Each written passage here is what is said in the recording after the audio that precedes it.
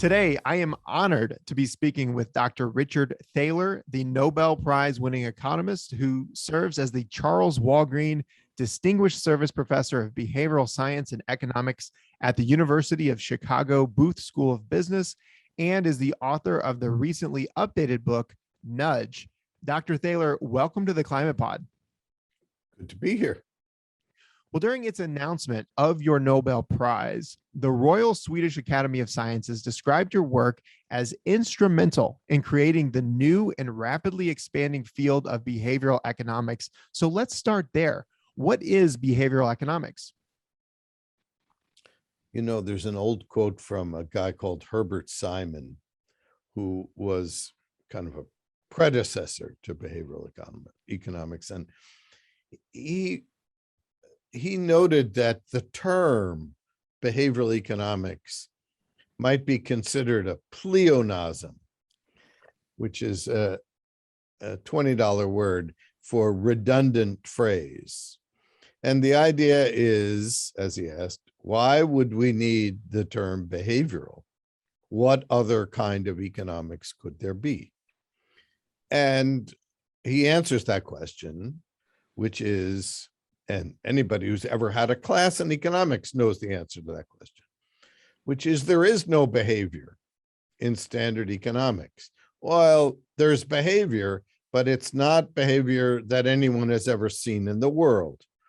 So the people in economics models, and it's funny, they're called agents. You hardly ever even see the word people in an economics textbook. The agents. So these agents are mythical creatures who have no trouble with math of any complexity, have no emotions, no self-control problems. They are saved perfectly for retirement, are just the perfect weight, have never experienced a hangover, and are complete jerks in the sense that they don't contribute to charity and will free ride whenever they can. And, you know, for the purposes of this discussion, they would pollute at will as long as nobody were caught them and punished them. And they might not even be embarrassed to being outed as a heavy polluter.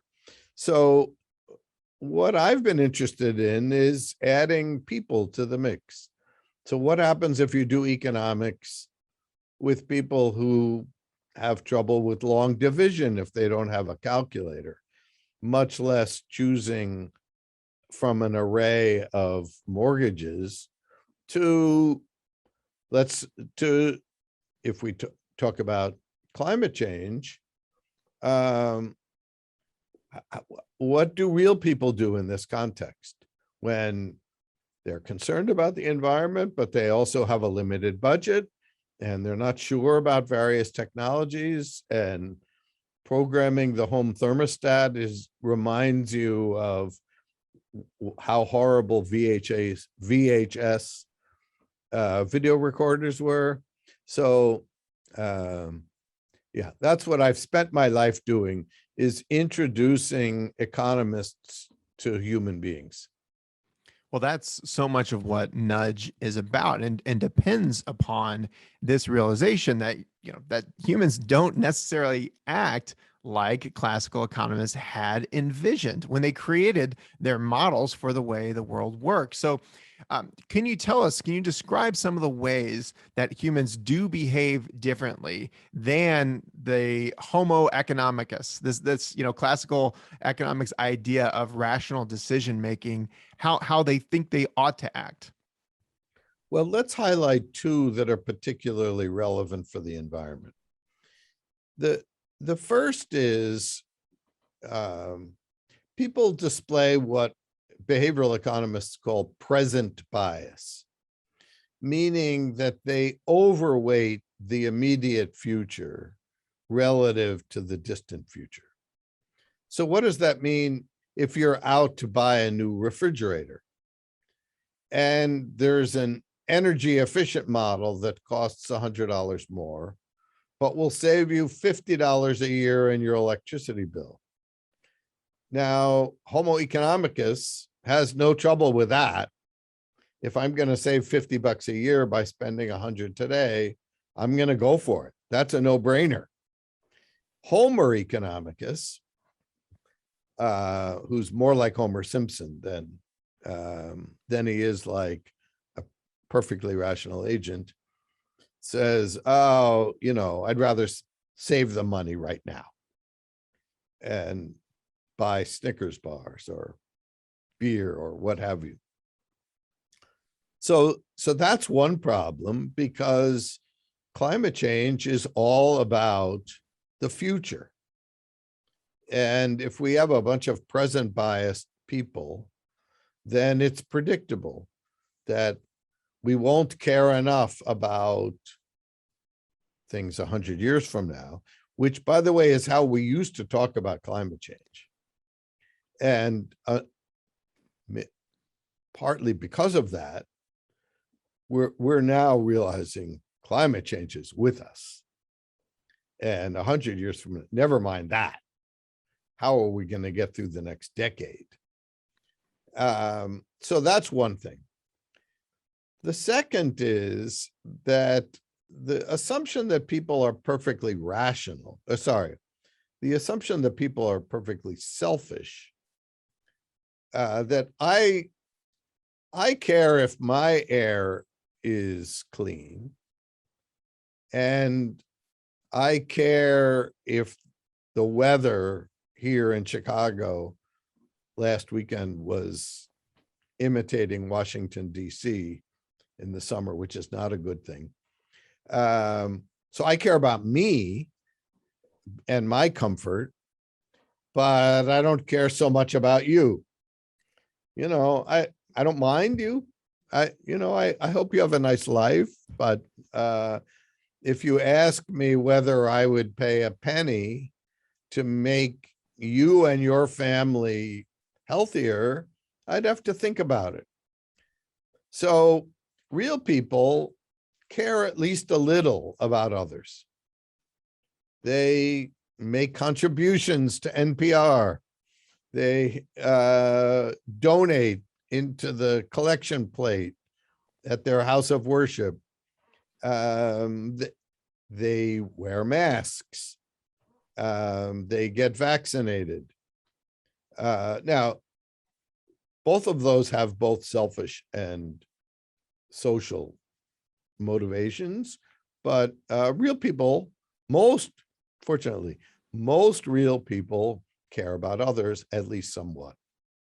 So I think those are the two most important distinctions between rational economic agents and real ones, that and one is hurting us and one is helping us. And solutions to climate change need to incorporate those modifications. Sure. Well, if we've got a world full of non-rational agents, and humans have these natural biases, do you believe then that these differences in the way humans actually act and the way classical economists believe they would or should act actually disqualifies the general theories of classical economics? And just so we're on the same page here and everybody knows, what I mean by classical economics, I'm talking about Adam Smith and Thomas Malthus and Ricardo and all their contemporaries in the 17 and 1800s that really laid the foundation for the belief in efficient free markets. Well, no. And in particular, Adam Smith, who was the first behavioral economist. If you read both The Wealth of Nations and even more his previous book, The Theory of Moral Sentiments, he talks about overconfidence. He talks about present bias. And economics was behavioral until about World War II. And what happened is, as economics went through a mathematical revolution, starting with the Paul Samuelson and that era, that generation of post-World War II economists, Kenneth Arrow and many others. The process of making economics mathematical had a side effect of making them more rational. And the reason is, it's much easier to write down mathematical models of perfectly rational agents than it is people who are blundering around. But to answer your question in a somewhat different way, it may surprise you to learn, and it certainly may surprise some readers to learn, that in our chapter on climate change, in the new final, last, never to be followed up with another edition of Nudge, we start the chapter by saying we will not solve the problem of climate change with nudges. It's too big. And the first step we have to take is precisely the one proposed by every economist in the world, which is to get the prices right. So that means either a carbon tax or cap and trade. The distinctions between the two are not so important. The first step has to be to get the prices right. And I'm sure you've had, I doubt if you've ever had an economist on this show who has said anything other than that. Is that correct?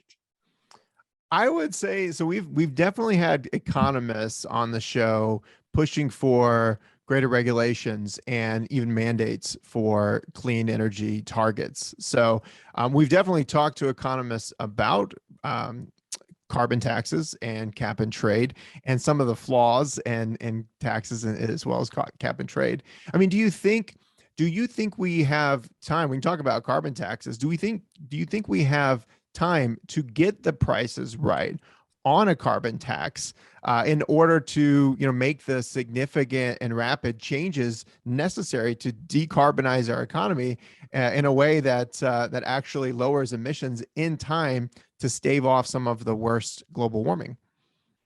Well, it doesn't take any time to impose a carbon tax.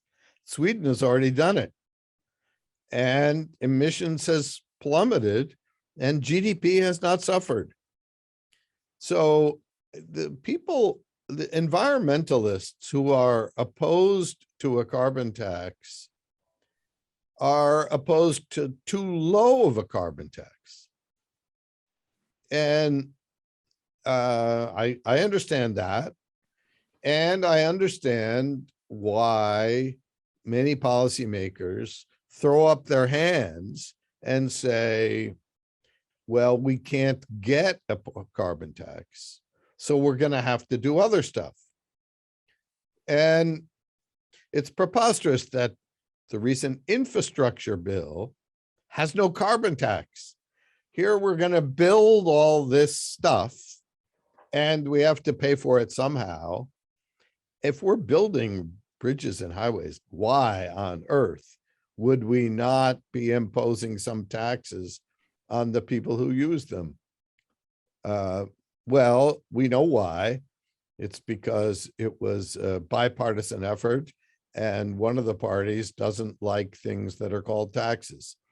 It's not that the other party does like them, but anyway, so we end up with mandates and rules like we need to have a fleet that will have X miles per gallon by date X, which every economist agrees is what we would call second best.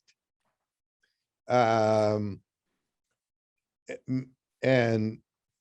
it would be much better to get the prices right. But in the absence of that, these kind of crude measures can help. And but that's getting beyond what anything you would really want to talk to me about. Well, I'm very interested in this subject because we know that humans have these biases that prevent them from making the best decision for themselves and for society. Perhaps even if priced correctly, that might not be enough for humans to make the right decision. So, does that suggest then that the government and mandates and regulations should then have a bigger role in critical areas of human life, like access to healthcare, retirement, or fuel emissions? Well, there's certainly a case that if people are making poor decisions, there's room for policy interventions. And of course, our book is about the subset of those our book is about the subset of those interventions that don't force anybody to do anything and don't change incentives.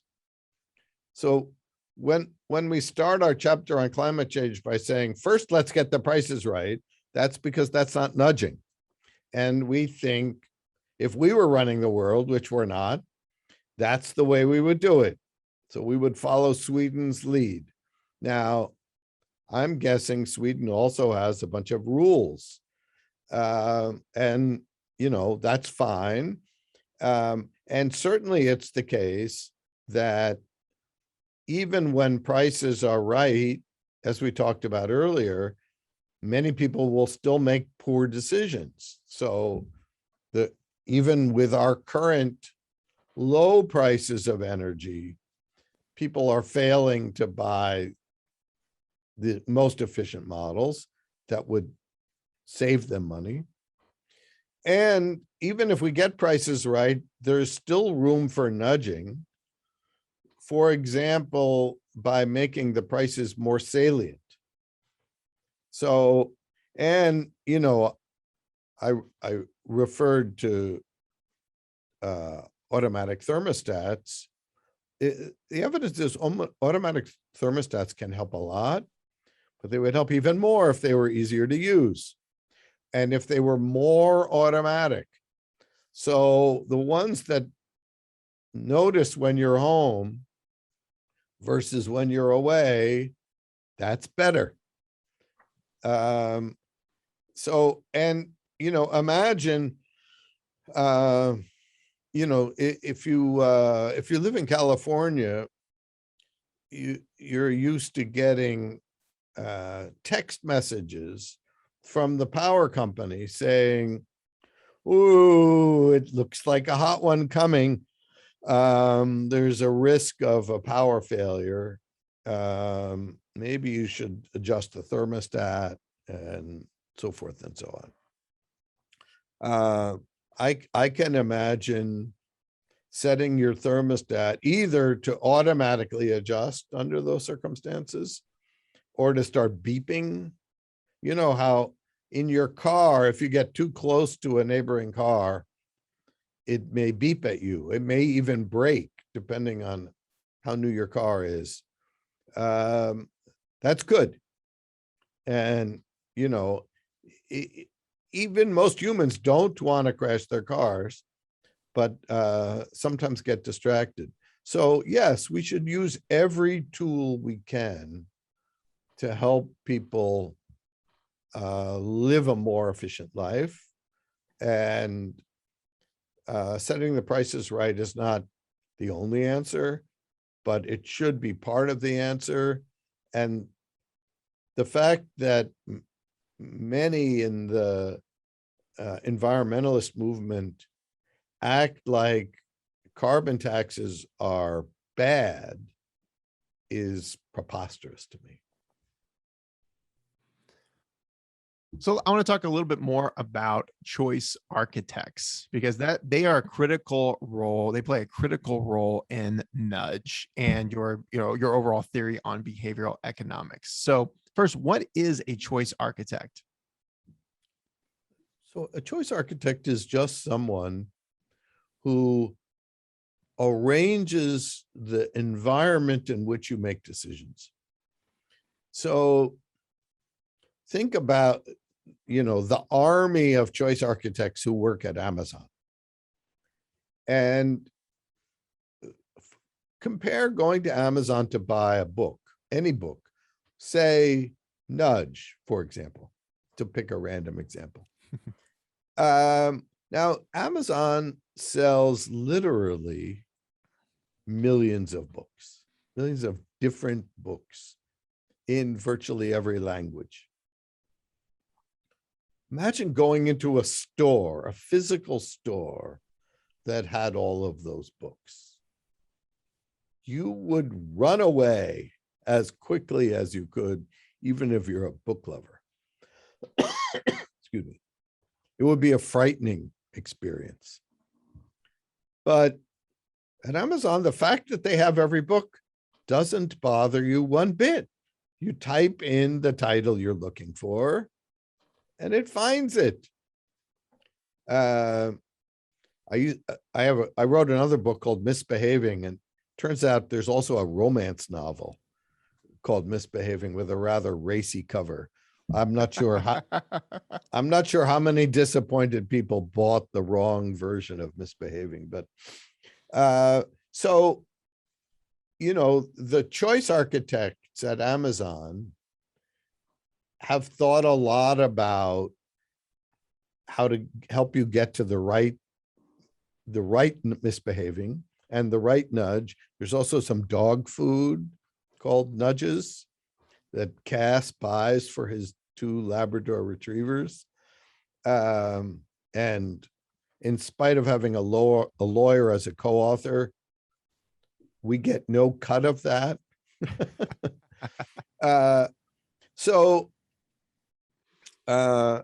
If you think about the big tech firms that have gotten so much bigger in the last decade, Apple, Google, Amazon, Netflix, they are all very good at choice architecture.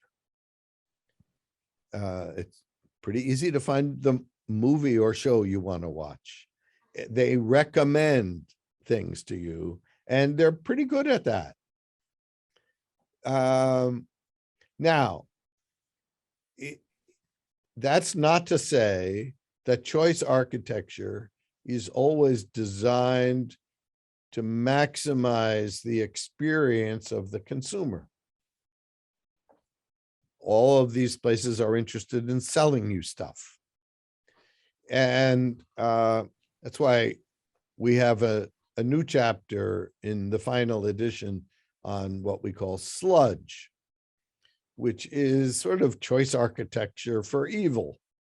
There was a very nice essay on the new book published in the Times of London this past week that I would love to recommend that you read, except that that newspaper has an extremely sludge-ridden paywall. So if you go, you won't be able to read it, but you'll be offered a 1-month trial subscription for a mere £1. And then you'll be automatically renewed at £27 a month. And good luck unsubscribing, because you can't do it online. You have to call London during London business hours, not on a toll-free line, and it won't be fast. So, Amazon makes it easy for you to buy books. It recommends books that you are likely to like because that's in their interest. Of course, they're also interested in selling you more stuff. That's in their interest. And that's all choice architecture. So we have the choice architect choosing this subset of options for us, and our human biases prevent us from choosing some of those options, maybe those, maybe choosing the optimal option. And the choice architect can also employ strategies then that nudge us into making certain decisions. And this is a pretty philosophical question for this podcast, but does all that mean then that we don't, as consumers, really have free choice when it comes to choosing from markets, products from markets? Yeah, that is a pretty philosophical question. And maybe you can have an entire podcast on that with Professor Sunstein when he's back in the free world rather than working for the government, because he's the philosopher of the team. And I'm not one for philosophical arguments. Here's what's true is our philosophy, we call it libertarian paternalism, which many people think is an oxymoron. But by paternalism, we just mean caring about people's welfare as they define it. So we love GPS because both of us are geographically challenged, and we get lost less often if we have GPS on. But a GPS lets us pick the destination, and it lets us diverge from it. Oh, look, that thing over there looks interesting. I think I'll go over there. The early GPS models kept saying, recalculating route. Now they just silently, adjust. They're not a backseat driver. What are you going? And so we're trying to create a world that's more like GPS, where you put in the destination and you get help getting there, you get lost less often, but in the end, it's still your choice. Now, if the GPS device is programmed to name places on the map that pay for advertising, and you don't have the right to turn that off, then you're being nudged. Now, Google Maps is free, and presumably, and it's not, think of how much it costs to create that, right? I mean, I remember being shown a mock-up of Google Maps maybe 20 years ago, and you could plug in any address, like the address where you lived in when you went to kindergarten, and see a photo of your street. Oh my God, this was the most amazing thing ever. So that cost a lot of money. If they sell some ads to pay for it, you can choose to ignore them. Do you have free will? Let philosophers decide about that. You have rights to make choices. Lots of people are going to try to influence those. If they happen to be the government, they may go further than try to influence you. They may tell you what you have to do. And that's the world we live in. And it's not up to me to answer deep philosophical questions. Well, the question, that really matters to me is who gets to be the choice architect and what they want. Because I think by creating a private market for anything, we're just shifting, who gets to create the subset of options from the government to some private company or some industry. And we know that firms should be maximizing profits and governments should be maximizing public health and security and utility. So doesn't that mean then by shifting the choice architect, we're shifting the goals from maximizing for public good to maximizing for private wealth? Well, okay, so I have several objections to what you just said. Um, First of all, governments are elected to create an environment. And the Obama administration created one set of rules. The Trump administration changed those rules. The Biden administration is reinstating some of those rules. That's how government works. And yes, it's up to governments. They have control over that stuff, and we only get to vote.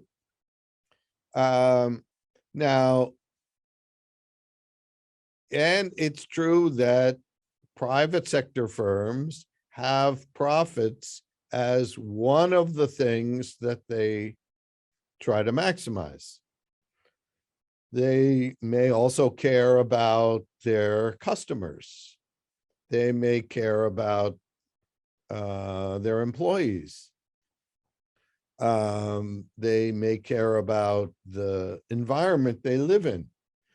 Some even care about the environment where they don't live. Patagonia just stopped selling to some resort that was making them a lot of money because they had an event that they didn't approve of. So I think getting the prices right gives the firms who are only trying to maximize profits the right incentives. So Elon Musk was his motive in inventing the Tesla to make the world green or to make money? I don't know. I don't care. He makes some really good cars. He does some really crazy stuff. So, and I have no opinion about the stock price that I'm going to share with you. But it's true that if gasoline cost $10 a gallon instead of $3, people would buy more electronic cars. And firms would have incentives to make electronic cars. We can instead say half the cars have to be electronic by 2050. To me, that sort of rule is just silly. Because how, what, and what if we don't? And there are going to be 5 administrations between now and then. So now it helps, but it's just not really the best way that we could go about that.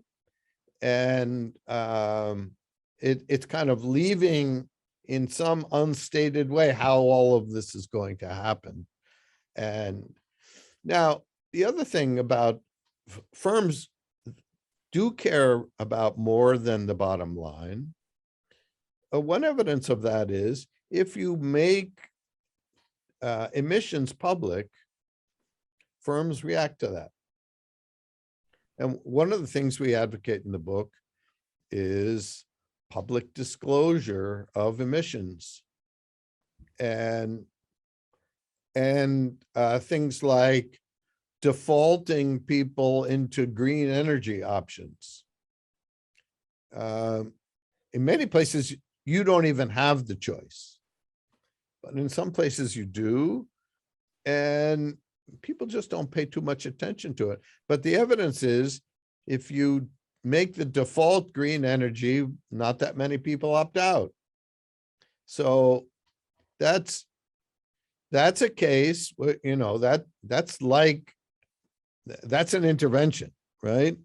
And you might want to do both. You might want to make coal-fired energy much more expensive than solar, by taxing it appropriately, and make the default to buy the green energy.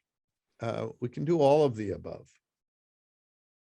Well, you recently wrote an op-ed in the New York Times on ways to increase COVID vaccinations that go beyond simple nudges.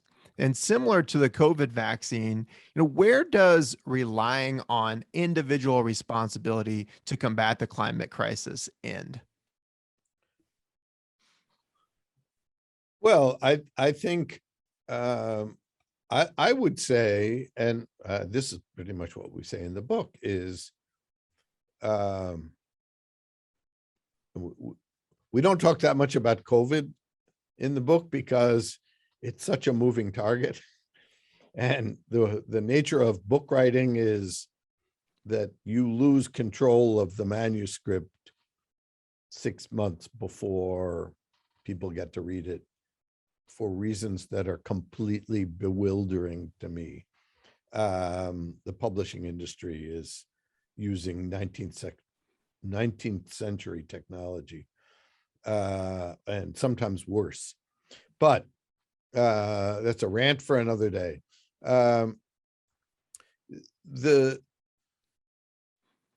We need all hands on deck. So the reason for my op-ed about COVID is nudges helped a lot in getting the procrastinators and uncertain folks to get their jabs. And that's gotten us up to, say, 2/3. The last third have some pretty strong views, and they are making the world worse for all the rest of us. And so I personally am in favor of the fact that the University of Chicago and your alma mater, Northwestern, have imposed mandates. All students and faculty have to be vaccinated if they want to show up in a classroom next month. I'm in favor of that. Volunteer efforts only go so far. This pandemic has killed millions of people and has cost many, many trillions of dollars. And, there are lots of universities. If you don't want to go to the University of Chicago, there are plenty that won't have a mandate. You're free to choose which university you go to. You're free to choose which place you work at. If you want to work here, you're going to have to get vaccinated. And I think, look, I mean, should Hummers be legal? I can't imagine what anybody sees in that car. And certainly more expensive gasoline would help get that car off the market. But, and I'd rather live in a world where we don't have to go there. But I can imagine it. And it certainly, if we're not willing to move fast enough on getting prices right, then we're going to have to take other steps. Well, I'll end on one last climate question. And, we've got COP26 coming up later this year, where, leaders from all around the world are going to come together to negotiate an international climate agreement. Knowing what you do about human biases in decision making and cooperation, what should these international leaders do in order to achieve an agreement that actually sets the world on a path toward decarbonization in the necessary time frame? Well, I think realistically, we need a global cap and trade system because markets are global. And we need something along the lines of what Bill Nordhaus has called climate club. We need the ability to punish nations that don't fulfill their obligations, for example, through tariffs. And I think that's the outline. The Paris Accord plus teeth is where we want to go. Whether we can get everybody to sign on to that is another matter. But I think that is the evidence is people people are what we call in behavioral economics conditional cooperators, meaning that if you're cooperating, then I want to cooperate with you. And if you're being a jerk, then I may respond in kind. So we need to create an environment where countries feel that everybody's doing their share. Now, of course, there are big obstacles, and maybe the biggest one is that the rich countries have gotten rich via pollution. The poor countries are doing more than their share of polluting now, but quite legitimately complain that the rich countries put more of the stuff up there than they did in the past. Look, we got to get over this. And we have to come to some agreement going forward, and that's what the negotiators get the big bucks for, or not such big bucks, or what have you. Well, I had the pleasure of speaking with your co-author, Cass Sunstein, earlier this year about his book, Avoiding Catastrophe. He made it clear that he was not the behavioral economist of the two of you.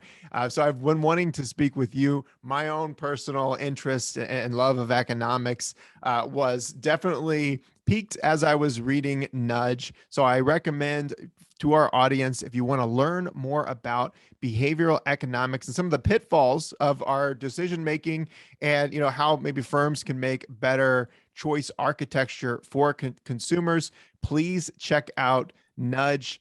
Dr. Richard Thaler, thank you so much for joining the Climate Pod. Happy to have been here. Thanks for having me.